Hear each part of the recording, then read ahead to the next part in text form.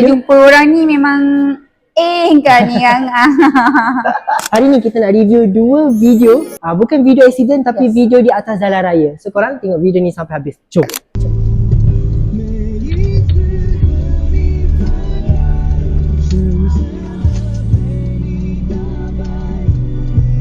Ni bang, pandang-pandang pula bang. Abang jalan je bang. Tak ada jadi apa-apa kan. nak gaduh lah abang tu. Ini jenis barang ni. Itu lagi sekali Ni apa ni? Sebab aku nak tengok abang ni. Abang ni betul-betul relax ni. Itulah. Dia keluar Betul-betul nak simpang. jadi gaduh je. Dia keluar simpang. Dia keluar macam biasa je. Kalau kau sabar ke kau tak sabar?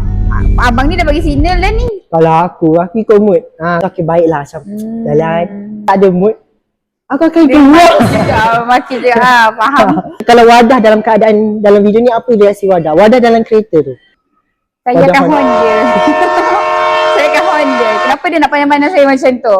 Ingat saya perempuan takut sangat ke dengan lelaki yang nak marah-marah macam ni. Betul. Saya akan marah juga dia. Boleh faham kenapa dia marah. Sebab Encik Wadah ni dah bagi jalan. Dah jalan je lah macam biasa. Jalan je lah yang kau nak berhenti. Abang nak tengok kiri kanan buat apa?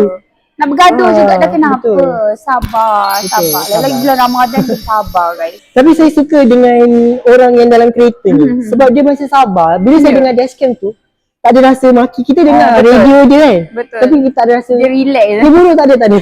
Dia relax, dia sabar. Dia relax je guys. Saya jumpa orang ni memang kan yang dah. Okay, sabar Wadah, sabar. Ada lagi satu video. Oh ya, Ada ada lagi satu video.